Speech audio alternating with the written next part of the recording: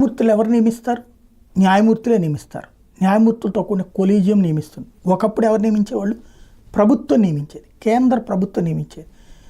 ఈ న్యాయమూర్తుల విధానాన్ని మేమే ఎందుకు ఎంపిక చేసుకుంటామంటే, మీరందరూ పొలిటీషియన్లు అంటే సరైన వాళ్ళు కాదు, మీలో చిత్తశుద్ధి లేదు, మీరు ఏదో ఒక పార్టీ పక్షపాతంతో వ్యవహరిస్తారు, మీ విధానాలు మీ సిద్ధాంతాలకు అనుగుణంగా చేర్చుకుంటే కరెక్ట్ కాదు అని కొలీజియం వ్యవస్థ ఏర్పడి వాళ్ళ కాళ్లే ఈ నియామకాలు పెట్టుకున్నారు, నడుస్తుంది. దాని మీద ఎన్ని విమర్శలైనా వచ్చిన బిల్లుల్ని కూడా రాజ్యాంగ సవరణ చేస్తే కూడా తీసి అవతల పడేసి ప్రస్తుతం కొలీజియం నియామకాలు జరుగుతుంది. మరి ఇప్పుడు ఒక న్యాయమూర్తి తప్పు చేస్తే లేదా న్యాయమూర్తి తేడాగా మాట్లాడితే ఎవరిది బాధ్యత? కొలీజియం బాధ్యత. ప్రభుత్వం అయితే కనుక ఆ సంబంధిత శాఖ తప్పు చేస్తే ఆ శాఖ మీద చర్యలు తీసుకోవడానికి ఆ సంబంధిత ప్రభుత్వం పట్టించుకోకపోతే న్యాయస్థానం. మరి న్యాయ వ్యవస్థలో ఆ తేడా చేస్తే ఎవరిని అడగాలి?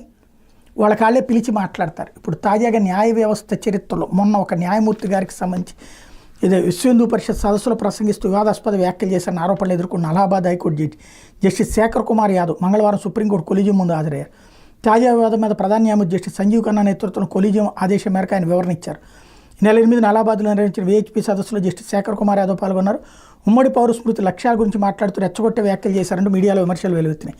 న్యాయ నైతిక నియమాలను జస్టిస్ శేఖర్ కుమార్ అతిక్రమించారని, రాజ్యాంగంలో నిష్పాక్షిక లౌకిక సూత్రాలు ఉల్లంఘించినందున అంతర్గత విచారణ జరిపించాలని కోరుతూ సీజీఐ జస్టిస్ సంజీవ్ ఖన్నాకు న్యాయవాది ప్రశాంత్ భూషణ్ లేఖ రాసిన విషయం తెలిసిందే. విపక్షాలు కూడా హైకోర్టు సిట్టింగ్ జడ్జి మీద ఆగ్రహం వ్యక్తం చేసినాయి.